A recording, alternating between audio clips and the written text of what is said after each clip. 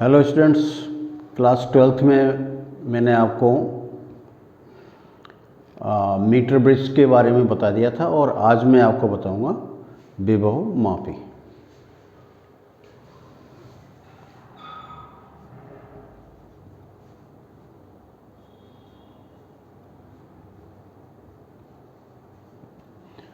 Potentiometer.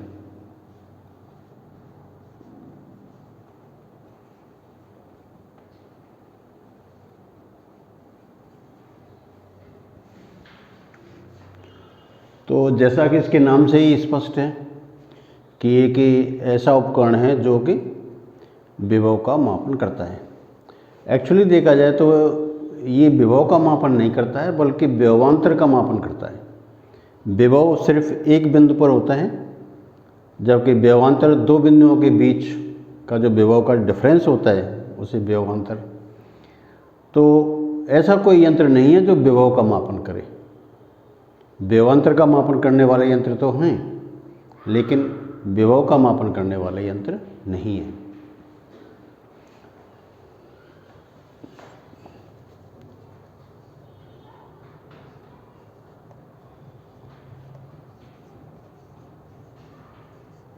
वह उपकरण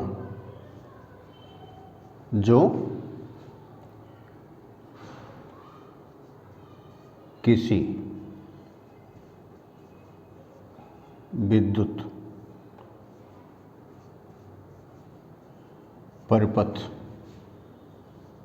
की दो बिंदुओं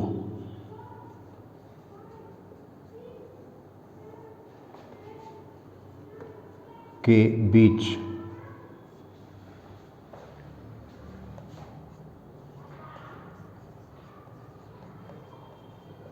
विभवांतर या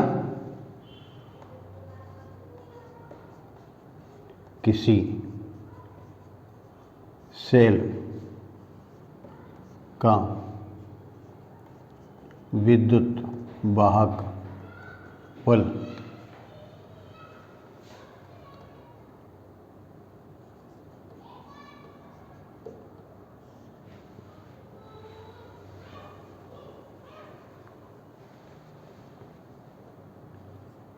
का मापन करता है।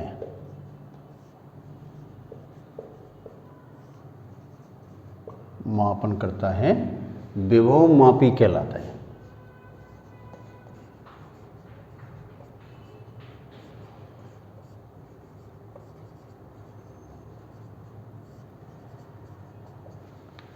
वह उपकरण जो किसी विद्युत परिपथ के दो बिंदुओं के बीच विभवांतर या किसी सेल का विद्युत वाहक बल का मापन करता है विभव मापी कहलाता है। तो विभव मापी is the instrument that measures the potential difference between any two points in the electrical circuit और it measures the EMF of a cell. तो विभव मापी जो होता है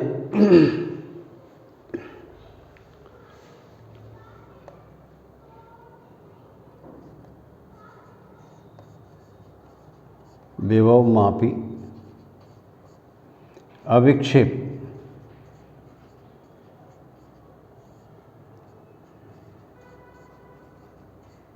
विधि पर आधारित है।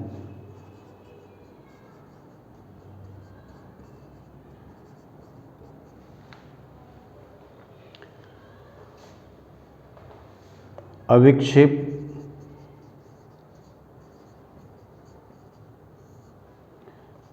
स्थिति में विभव मापी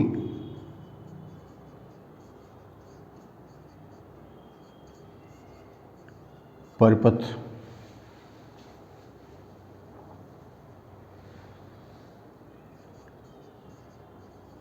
सेल से विद्युत धारा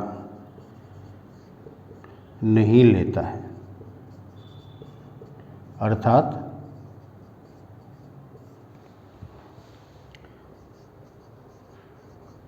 सेल खुले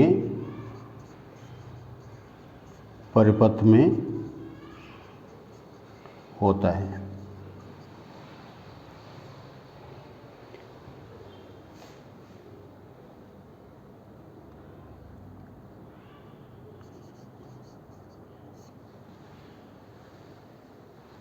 इस स्थिति में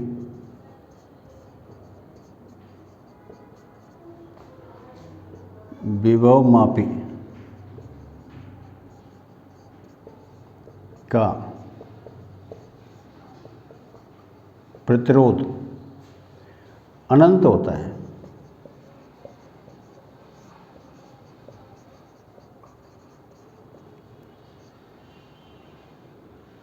तथा यह एक आदर्श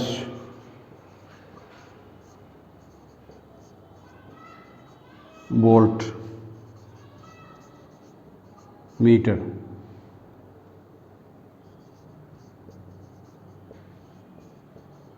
की भांति कार्य करता है।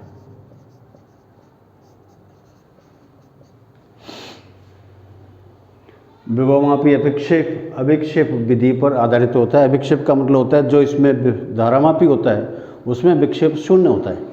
तो विक्षेप शून्य होने का अर्थ यह है कि भाई धारामापी में कोई विद्युत धारा प्रवाहित नहीं हो रही है, और इसका अर्थ यह है कि विभवमापी तार में कोई विद्युत धारा नहीं जा रही है। तो विद्युत धारा न जाने का अर्थ क्या है कि विभवमापी के तार का प्रतिरोध अनंत होता है, और अब ये एक आदर्श वोल्टमीटर की भांति कार्य करता है। इसलिए विभवमापी को एक आदर्श वोल्टमीटर भी कहते हैं। तो इस स्थिति में जो सेल जो होता है वो खुले परिपथ में होता है। तो potentiometer is based on non deflection method, and when it does not take the current from the cell is said to be in the open circuit, and the resistance of the potentiometer is infinity, and it behaves like an ideal voltmeter। तो विभवांतर मापने के हमारे पास दो उपकरण होते हैं, एक तो विभवमापी है ही है और एक है हमारा वोल्टमीटर। वोल्टमीटर ओम के नियम को फॉलो करता है। जब उसमें करंट जाती है तो वो विद्युत धारा करंट जाने पर उसमें विक्षेप आता है, तभी हम पढ़ पाते हैं कि वहाँ पर वोल्टेज कितना होता है। लेकिन इसमें ऐसा नहीं होता है, ये करंट नहीं लेता। करंट न लेने के कारण इसका जो पाठ्यांक होता है वो ज़्यादा शुद्ध होता है। तो जो विभवमापी होता है वो वोल्टमीटर से सुपीरियर होता है।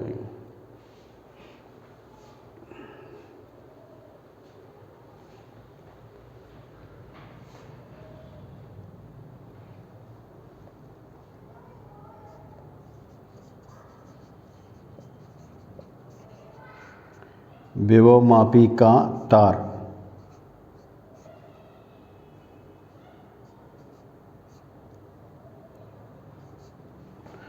कॉन्स्टेंटम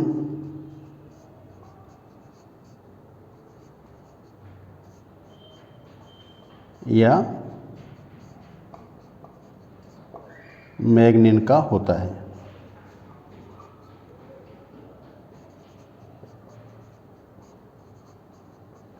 जिसका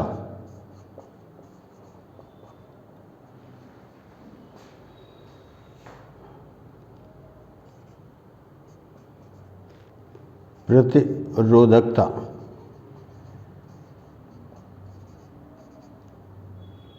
उच्च तथा प्रतिरोध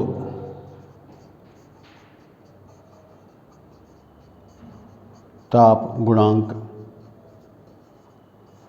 न्यून होता है।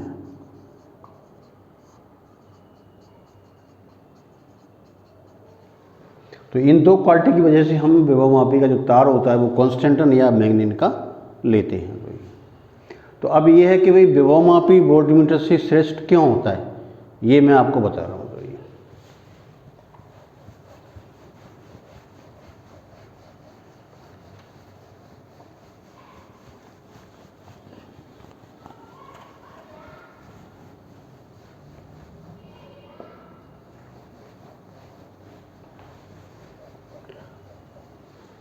तो इसके दो हैं कि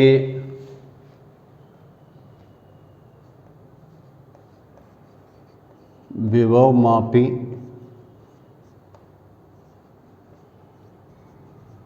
वोल्ट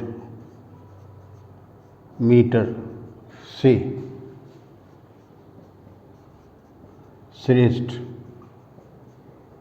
क्यों होता है या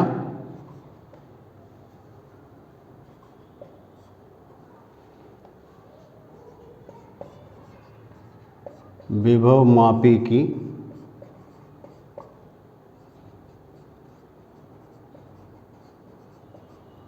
वोल्ट मीटर पर श्रेष्ठता। इसके दोनों ही बोर्ड के अंदर भी ये पूछा जाता है कि भाई विभव मापी और वोल्ट मीटर दोनों ही विभवांतर मापने के उपकरण हैं, फिर इनमें से कौन सा अच्छा होता है और क्यों। या फिर क्वेश्चन ऐसे पूछा जाए कि विभव मापी वोल्ट मीटर से श्रेष्ठ क्यों होता है, अच्छा क्यों होता है, या फिर विभव मापी की वोल्ट मीटर पर श्रेष्ठता को समझाइए।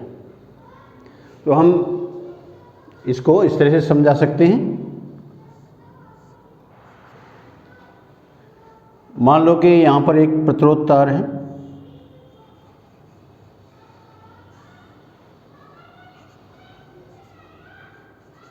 जिसका प्रतिरोध है R और इसमें I धारा प्रवाहित होती है। ये इसके पॉइंट्स हैं। मान लो सपोज करो कि ये इसका पॉइंट A है और ये इसका जो पॉइंट है वो B है। तो प्रतिरोधक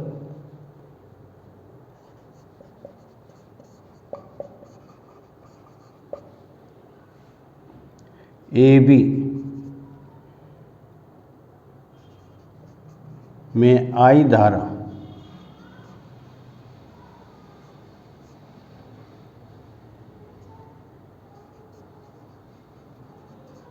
प्रवाहित करने पर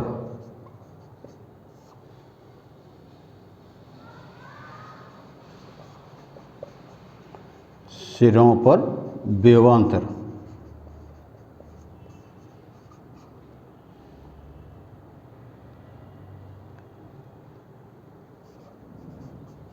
BAV equal to I into R, Ohm के नियमानुसार।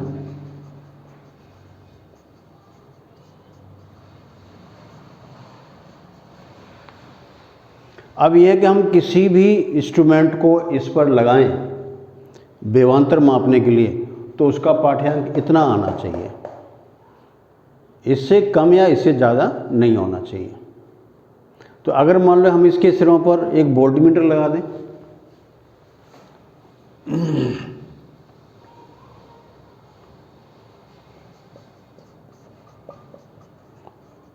सिरों पर वोल्टमीटर लगाने पर आपने क्या किया भाई, ये अपने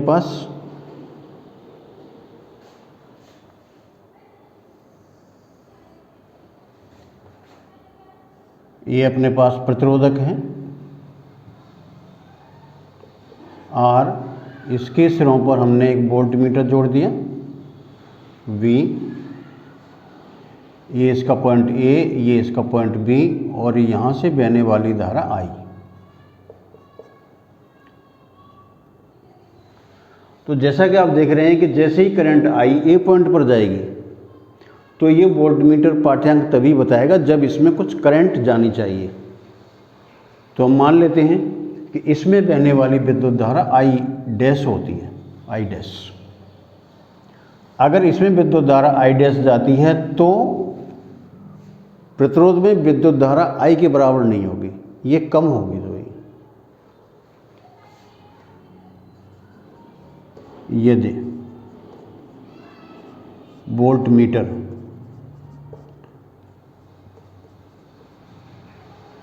विद्युत धारा I डैश लेता है तो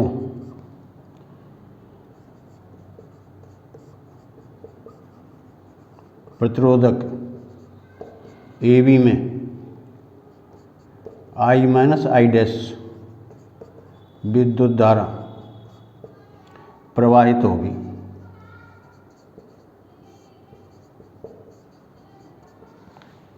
तो वोल्टमीटर का पाठ्यांक कितना होगा?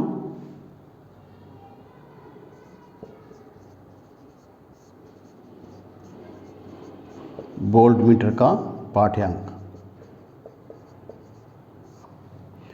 V equal to I minus I dash into r. और यही पाठ्यांक क्या होगा? इस प्रतिरोधक के सिरों पर विभवांतर, तो प्रतिरोधक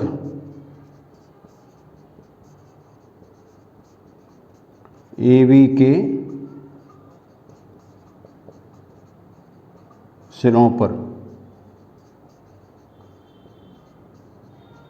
विभवांतर। अब ये रह गया हमारा V equal to I minus I dash into r. तो अब आप ये देखो, इसका विभवांतर है V I minus I dash into r, जबकि होना कितना चाहिए? ये इतने के बराबर होना चाहिए। तो इसमें विद्युत धारा इतनी कम हो गई इसके अंदर, तो पाठ्यांक में कमी आ जाती है।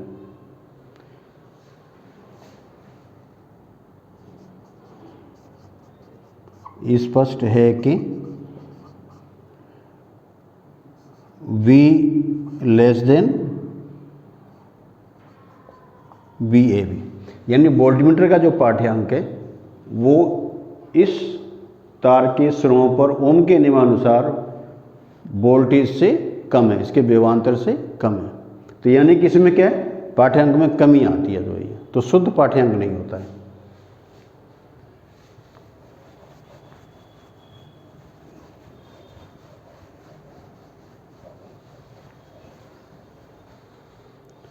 अतः वोल्टमीटर का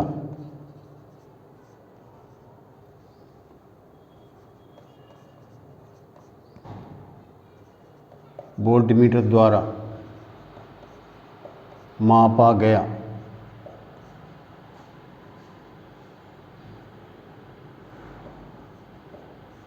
विभवांतर यथार्थ नहीं है।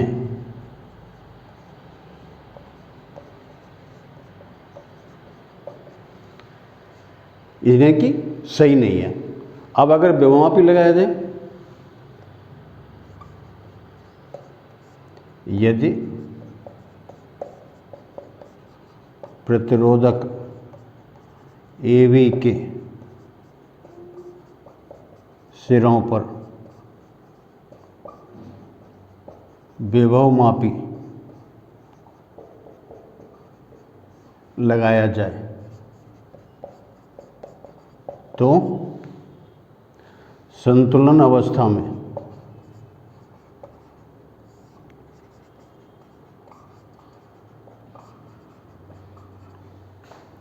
धारा विभवमापी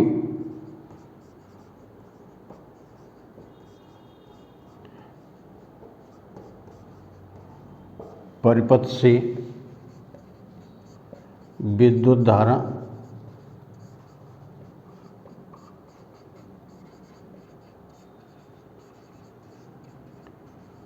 ग्रहण नहीं करेगा। यदि प्रतिरोधक सिरों पर विभवमापी लगाया जाए तो संतुलन अवस्था में विभवमापी परिपथ से विद्युत धारा ग्रहण नहीं करेगा, यानी इसमें आई डैश का मान 0 होगा।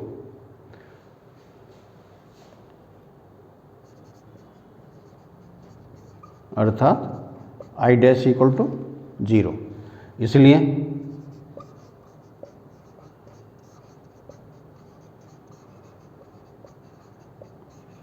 विभवमापी का पाठ्यांक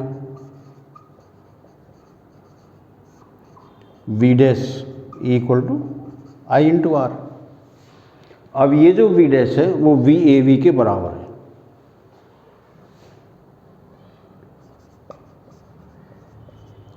V dash equal to VAB।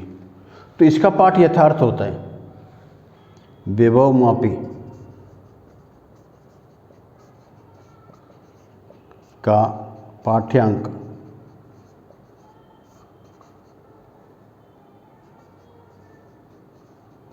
यथार्थ होता है। यही कारण है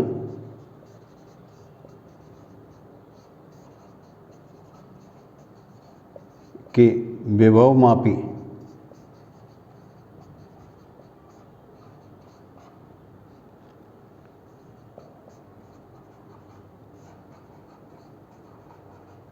वोल्ट मीटर से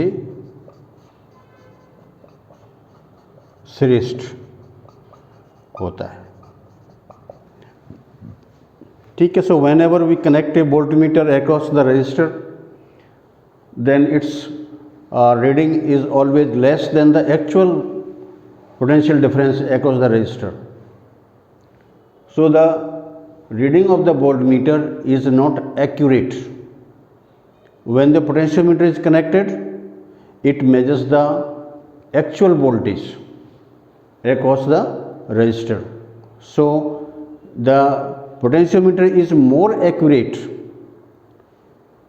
in comparison to voltmeter. This is why that potentiometer is superior to the voltmeter. तो वोल्टमीटर जो होता है वो विभवमापी से हमेशा कम होता है, उसकी श्रेष्ठता ज़्यादा नहीं होती है, तो विभवमापी ही सबसे अधिक श्रेष्ठ है।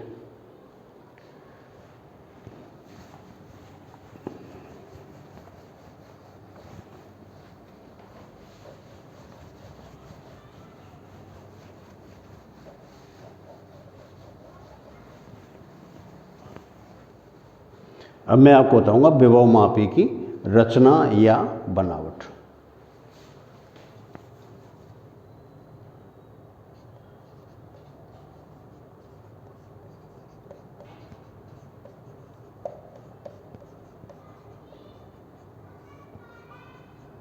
या बनावट।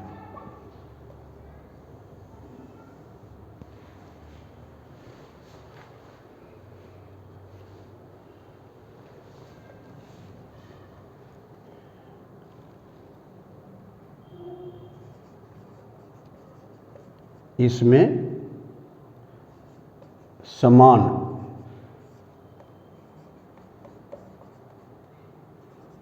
मोटाई का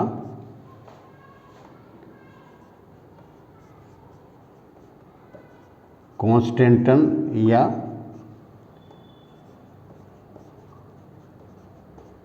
मैग्निन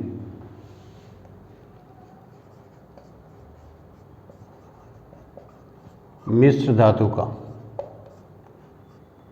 10 मीटर लंबा तार होता है। 10 मीटर लंबा तार है तो ये इस तार को हम एक लकड़ी के तख्ते पर लगा देते हैं, तो 10 मीटर लंबा तख्ता तो बहुत असुविधाजनक होता है। तो करते क्या हैं कि 10 मीटर तार के एक एक मीटर के टुकड़े कर लिए जाते हैं और इन एक एक मीटर के टुकड़ों को हम एक लकड़ी के तख्ते पर लगा देते हैं और इनके सिरों को एक धातु की पत्ती से जोड़ दिया जाता है।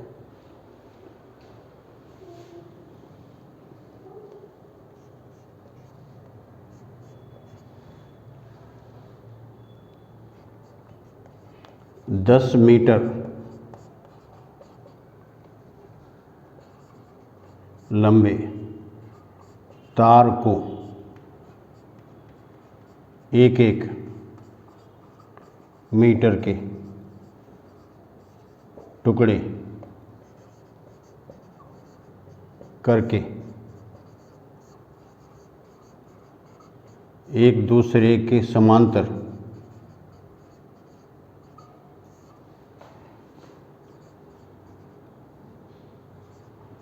एक मीटर लंबे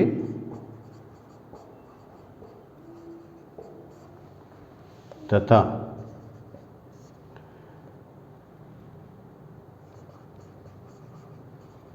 लगभग 25 सेंटीमीटर चौड़े लकड़ी के तख्ते पर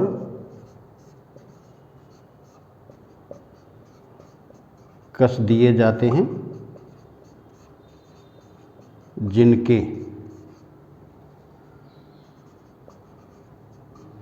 सिरों को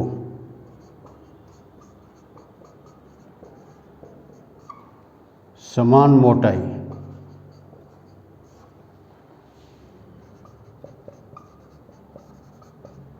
तथा एक ही धातु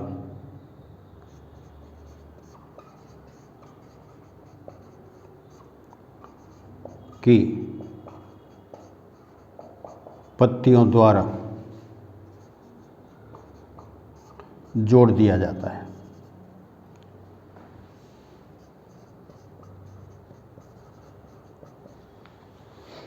तो इसमें क्या 10 मीटर लंबा तार को 1-1 मीटर के टुकड़े करके एक दूसरे के समांतर 1 मीटर लंबे तथा लगभग 25 सेंटीमीटर चौड़े लकड़ी के तख्ते पर कस दिए जाते हैं। इनके सिरों को समान मोटाई तथा एक ही धातु की पत्तियों द्वारा जोड़ दिया जाता है। The potentiometer has a wire of 10 metre long and of uniform thickness made of constantan और manganin alloy and it is cut in pieces of 1 meter long. They are tied on the wooden frame. All the wires are kept parallel to each other and their ends are connected by the metallic strip of same thickness and same material. Only the first and last end of the wire is free, and on these ends a screw or the connecting device is applied.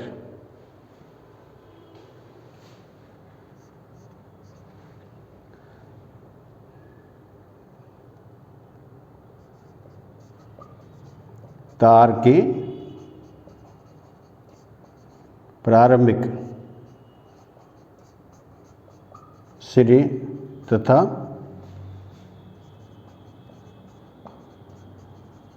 अंतिम सिरों पर एक एक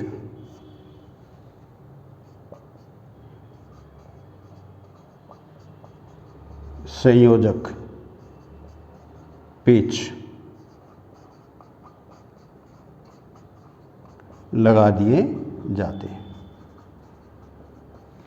तो free ends होते हैं। तो अब मैं इसको पूरे को इस तरीके से आपको बता सकता हूँ। और इसमें एक और है कि तार के समांतर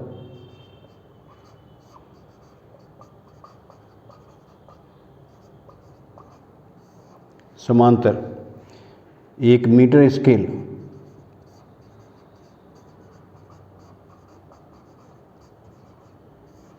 लगा देते हैं, लगा दिया जाता है। तो मीटर स्केल क्यों लगाते हैं? जिससे कि तार की लंबाई को ज्ञात किया जा सके। तो इसमें इस तरीके से होता है, जैसे आपके पास ये एक तार है,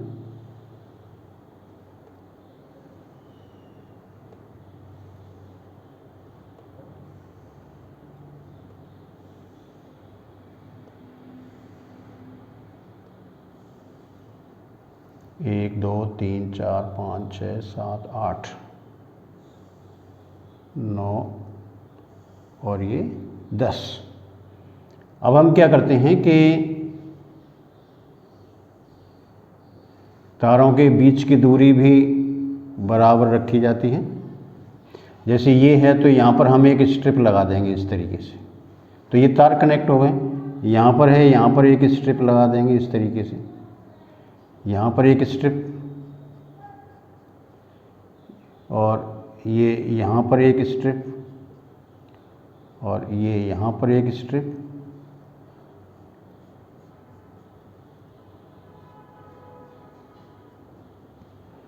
और ये एक यहाँ पर स्ट्रिप। तो इन सिरों पर एक एक मेटेलिक स्ट्रिप लगी रहती है। ये एंड्स जो होते हैं इसके ए और बी, ये मुक्त होते हैं, फ्री होते हैं, तो इन पर एक एक कनेक्टिंग स्क्रू लगा देते हैं। ये लिखा है संयोजक पेच लगा दिया जाता है। अब इसको हम सर्किट इसका बना सकते हैं। ये जितनी भी संरचना होती है ये सब एक लकड़ी के तख्ते पर कर दी जाती है। और यहाँ पर इस पर एक मीटर स्केल होता है, ये मीटर स्केल है, इसके समानांतर मीटर स्केल है। तो यहाँ पर इसका 0, फिर ये बीच में जैसे यहाँ पर हो गया 10, फिर ये 20, 30, 40, 50, ज़्यादा हो गया,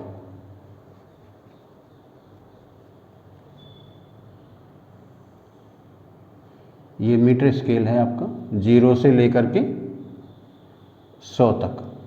तो बीच में यहाँ पर ये 50 होता है, फिर यहाँ पर ये 10 होता है, जो ये यहाँ पर 10, 20, 30, 40, 50, फिर ये यहाँ पर ये 60, 70, 80 और 90। तो ऐसे करके ये मीटर स्केल होता है यहाँ पर। ये मीटर स्केल है। तो इससे हम इसकी लंबाई नाप सकते हैं कि कौन से तार की लंबाई कितनी है इसके अंदर। तो अभिक्षेप स्थिति होती है तो तार की लंबाई को हमें ज्ञात करना होता है। अब मैं इसका आपको विद्युत परिपथ इसका बताता हूँ। तो पूरे को हम इतना लंबा न बना करके हम एक छोटे से एक तार के अंदर कंबाइंड मान लेते हैं। प्रयोगशाला में इसी तरह का विभवमापी होता है। तो इसमें करते क्या है, जैसे ये पूरा एक तार है, जो ये तार है AB, इसके सिरों पर यहाँ पर एक सेल होता है, एक यहाँ कुंजी होती है और यहाँ होता है इसका धारा नियंत्रक, और ये हम इसको ऐसे कनेक्ट कर देते हैं। EP, यहाँ पर कुंजी K होती है, धारा नियंत्रक RH, यहाँ पर हम एक कोई भी सेल ले सकते हैं। दोनों यहाँ हम एक धारा मापी लेते हैं और इसका कनेक्शन यहाँ पर एक जोकी द्वारा कर दिया जाता है। ये इसका ये पॉइंट है। तो यहाँ पर क्या होता है भाई, यहाँ से विद्युत धारा प्रवाहित होती है, ये इसमें जाती है इस तरीके से, यहाँ से विद्युत धारा इसमें चलती है। तो ये जो ऊपर का जो परिपथ होता है जिसमें एक प्राइमरी सेल होता है EP, इसका विद्युत बल कुंजी के धारा नियंत्रक RH। तो ये जो परिपथ होता है इसको हम प्राथमिक परिपथ कहते हैं या मुख्य परिपथ कहते हैं। ये जो सर्किट होता है जहाँ पर हम धारामापी जोड़ते हैं और सेल जोड़ते हैं और जोकी को जोड़ा जाता है, इसको हम द्वितीयक परिपथ या इसका सहायक परिपथ कहते हैं, ऑक्सिलरी सर्किट। तो ये है इसका प्राथमिक परिपथ।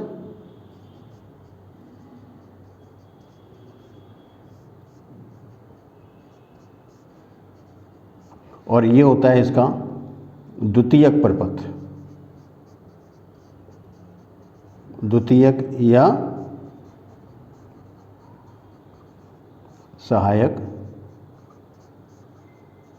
परिपथ। तो जो प्राथमिक परिपथ है ये तो एज इट इज रहता है, इसमें तो कोई चेंज नहीं होता है। लेकिन हम जिन किन्हीं दो बिंदुओं के बीच विभवांतर ज्ञात करना चाहते हैं या किसी सेल का विद्युत बल ज्ञात करना चाहते हैं तो उसको हम हमेशा द्वितीयक परिपथ में ही जोड़ेंगे।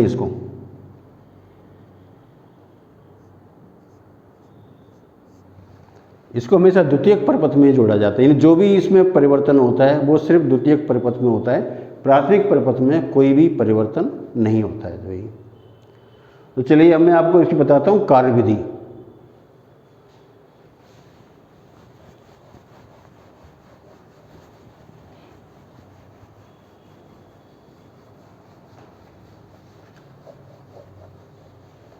और जबकि हम इसको यूज़ करते हैं अपने उसमें, तो सबसे पहले प्राथमिक परिपथ से कुंजी K को बंद करके विद्युत धारा प्रवाहित की जाती है और उसके बाद फिर हम सेकेंडरी सर्किट को यूज़ करते हैं इसमें।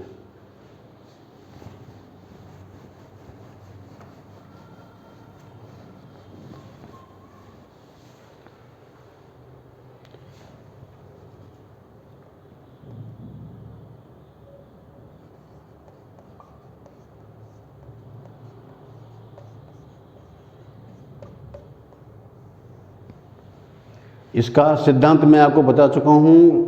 जो इसकी अविक्षेप विधि वाला जो लाइन मैंने लिखी थी वही इसका सिद्धांत है कि विभवमापी अविक्षेप विधि पर कार्य करता है।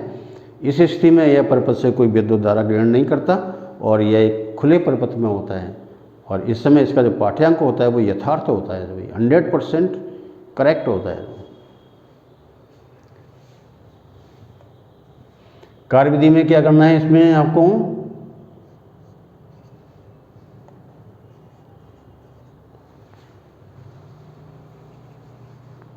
मैं इस पूरे को मैं इस तरीके से बना देता हूं।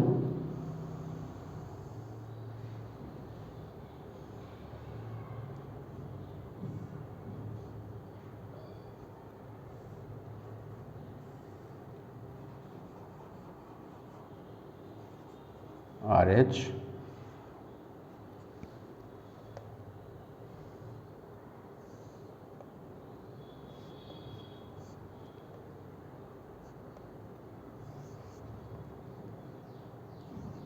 धारामापी और इसका कनेक्शन यहाँ। तो हम मान लेते हैं कि इसकी ये 3 कंडीशंस होती हैं। तो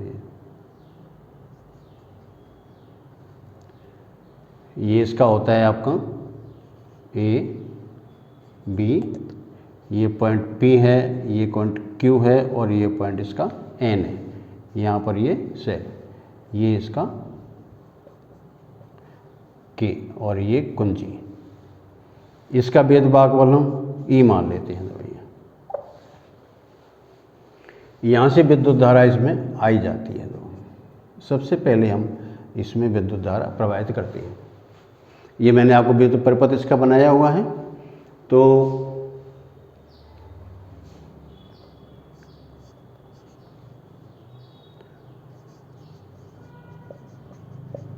सबसे पहले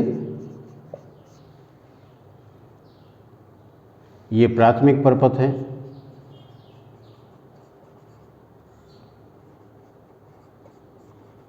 प्राथमिक परिपथ।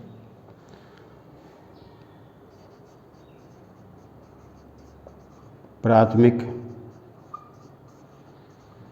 परिपथ में कुंजी के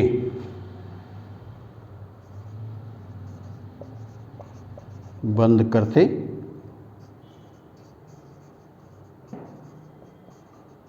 विभवमापी तार AB में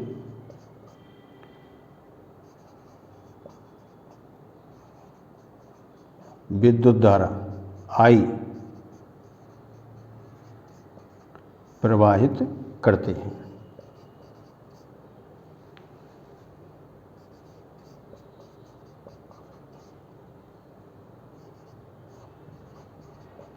यानी सबसे पहले हमारा ये कार्य होता है कि जब हम इसको यूज़ करेंगे तो सबसे पहले इस कुंजी K को बंद करेंगे और बंद करते ही इस परिपथ के अंदर विद्युत धारा प्रवाहित होना शुरू हो जाता है।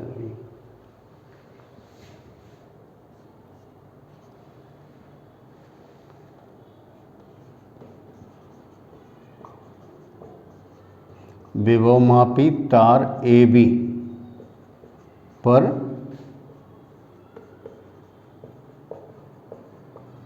विभव पतन होता है। जैसे ही आप इसमें करंट फ्लो करेंगे तो जो तार AB होता है इस पर पोटेंशियल ड्रॉप होता है। पोटेंशियल ड्रॉप का अर्थ ये होता है कि भाई इसका जो A पॉइंट है वो अधिक वोल्टेज पर है और B पॉइंट है वो कम वोल्टेज पर है। तो कम अधिक से हम कम वोल्टेज की तरफ इसमें जाते हैं। तो इससे जो वोल्टेज जो होता है इसका पोटेंशियल जो धीरे धीरे कम होता जाता है और B पर इसका मान सबसे कम होता है। तो इस पर पोटेंशियल ड्रॉप कहलाता है। जो ये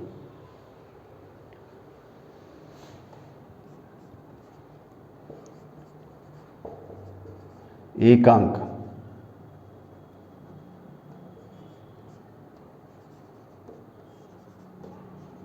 लंबाई पर विभव पतन को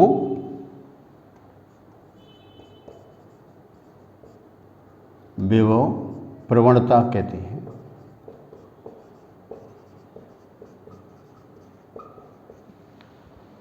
तो इसका मतलब क्या होगा कि विभव प्रवणता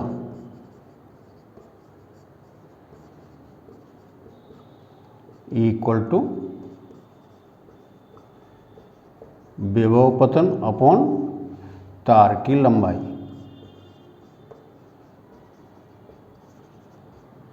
ठीक है।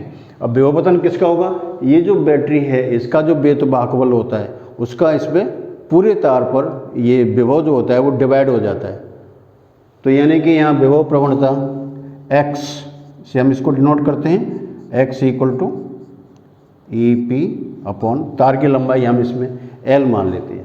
तो ई पी क्या है? प्राथमिक परिपथ में लगे हुए सेल का विद्युत वाहक बल है, इसमें इतने वोल्ट पर मीटर, वोल्ट पर मीटर। तो इसका मतलब यह है कि जो तार पर जो विभवांतर होगा वो तार की लंबाई के समानुपाती होगा।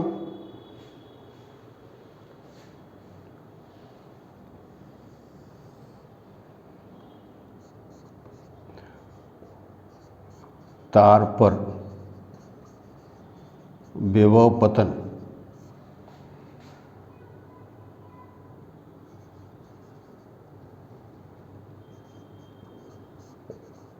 तार की लंबाई के समानुपाती,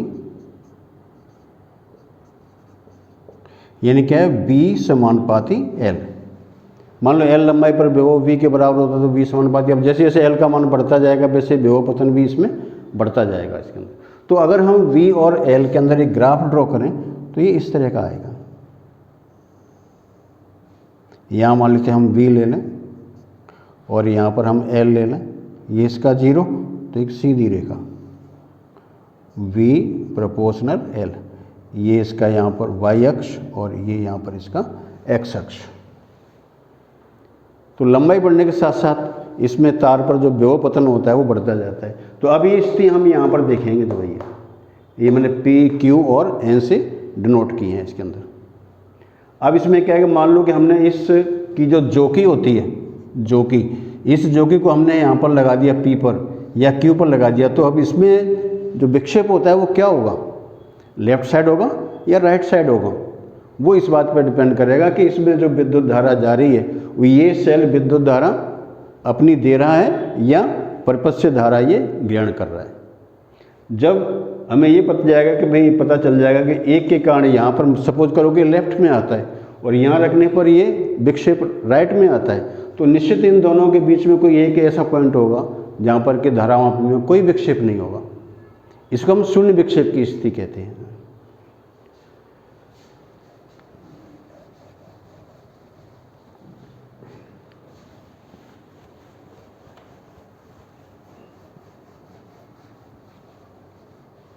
तो हम यहीं से इसी परिपथ को लेते हुए इसमें निम्नलिखित 3 परिस्थितियां हो सकती हैं।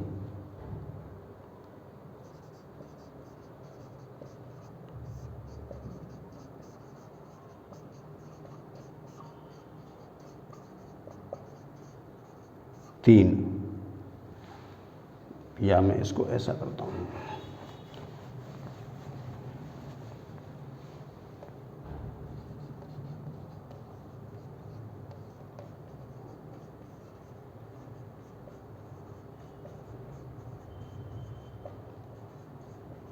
तीन।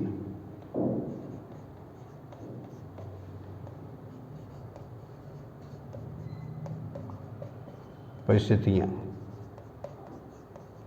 हो सकती हैं। वो कौन कौन सी हैं? Number 1,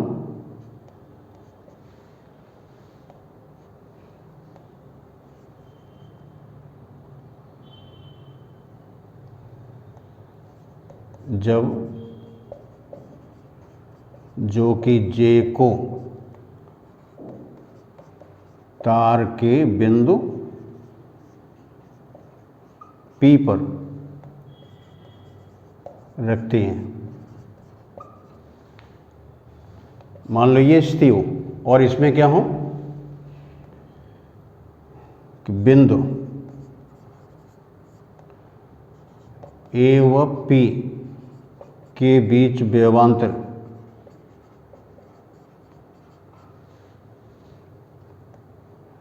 VAP is less than E। E यहाँ पर क्या है? प्राथमिक सेल का भेदभाग बल, सहायक परपथ के अंदर भेदभाग बल। E सहायक परपथ में सेल का विद्युत वाहक बल। तो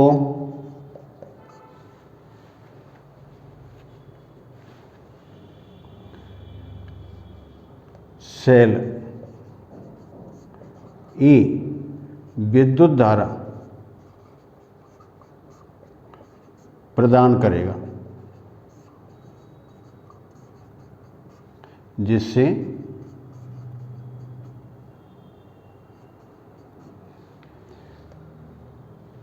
सहायक परपथ में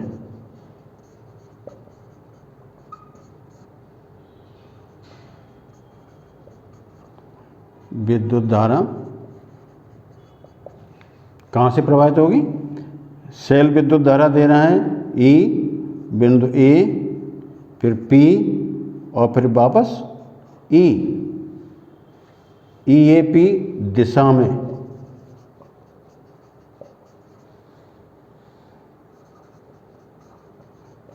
होगी। इसका मतलब है कि इस समय जो इसमें विद्युत धारा प्रवाहित होगी, उसमें जो डायरेक्शन होगी वो क्लॉकवाइज होगी।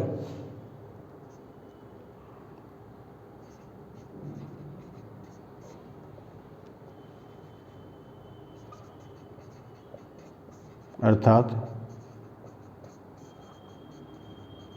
दक्षिणावर्त विद्युत धारा होगी। तो उसका पॉइंट जो है वो दाईं तरफ विक्षेप देगा। दूसरी स्थिति,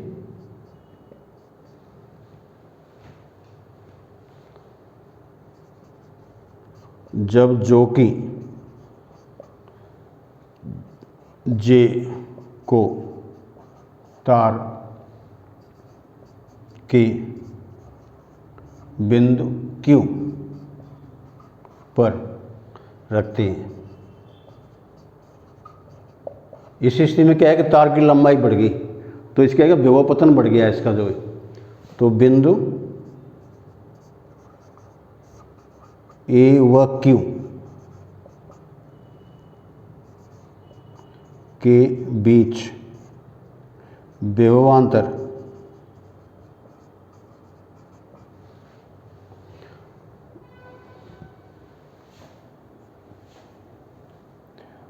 VAQ मोर देन E।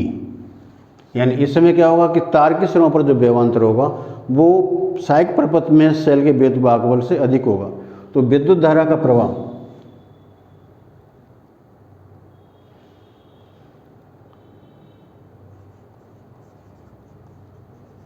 सहायक परिपथ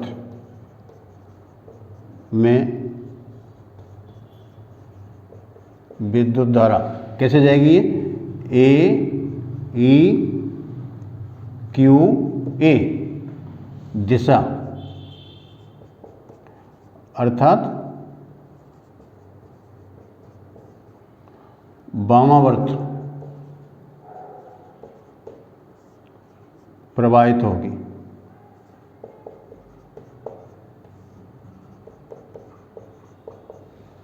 तो हमने ये ज्ञात कर लिया कि अगर P पॉइंट पर रखते हैं तो विद्युत धारा दक्षिणावर्त होती है, और अगर हम Q पॉइंट पर रखते हैं तो विद्युत धारा वामावर्त होती है। तो निश्चित रूप से इन दोनों बिंदुओं के बीच में एक बिंदु कोई ना कोई ऐसा होना चाहिए जहां धारावर्त में कोई विक्षेप नहीं होगा। तो तीसरी स्थिति, बिंदु N पर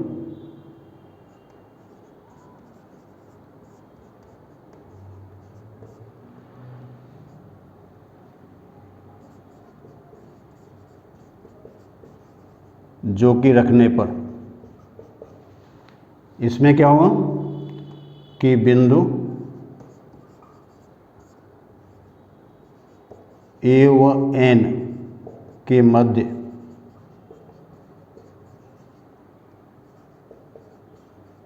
विभवांतर यानी कि VAN इक्वल टू E, यानी कि जो A और N बिंदुओं के बीच का जो विभवांतर है वो सेल के वेध भागफल के बराबर होगा। इस स्थिति में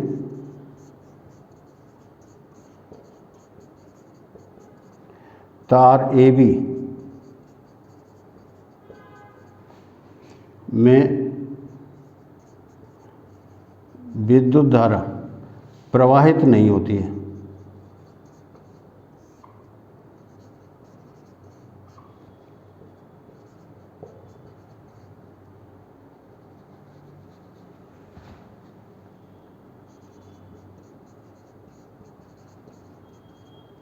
प्रवाहित नहीं होती है, अर्थात जो परपथ हैं यानी जो विभवमापी है वो खुले परपथ में होता है, अर्थात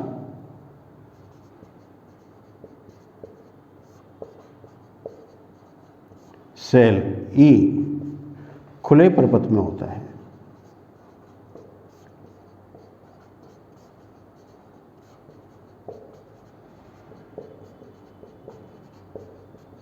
इसे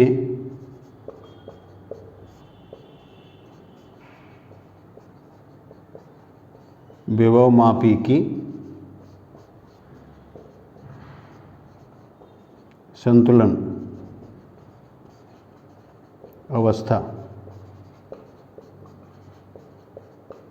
कहते हैं, और यही हमें ज्ञात करनी होती है। अगर हम इसी लंबाई को ज्ञात कर लेते हैं तो विभवमापी संतुलन अवस्था के अंदर होता है और धारामापी में विक्षेप शून्य होगा।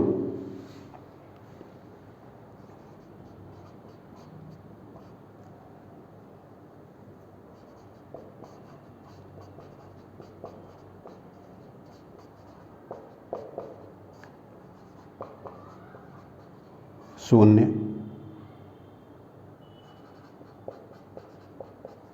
होता है। जब कोई प्रैक्टिकल करते हैं तो हमें यही स्थिति इसमें ज्ञात करनी होती है और इसी स्थिति के अंदर हमें तार की लंबाई ज्ञात करनी होती है कि तार की लंबाई कितनी है। तो हमें विभव प्रवणता पहले से मालूम होता है, उसमें लंबाई का गुणा कर देते हैं तो हमें विभवांतर का पता चल जाता है। तो इस तरीके से जो विभवमापी होता है इसकी ये कार्यविधि है और इसमें बहुत से कई छोटे छोटे पॉइंट्स इसके अंदर पूछे जाते हैं। विभव पतन क्या होता है, विभव प्रवणता क्या होती है और इसके जो संतुलन अवस्था क्या होती है। जो संतुलन अवस्था होती है तो विभवमापी किस तरह से बिहेव करता है, धारामापी में विद्युत धारा कितनी होती है। छोटे छोटे प्रश्न इसके अंदर पूछे जा सकते हैं। तो आप इसको अच्छी तरीके से पढ़ें, लाइक करें और शेयर करें। Thank you.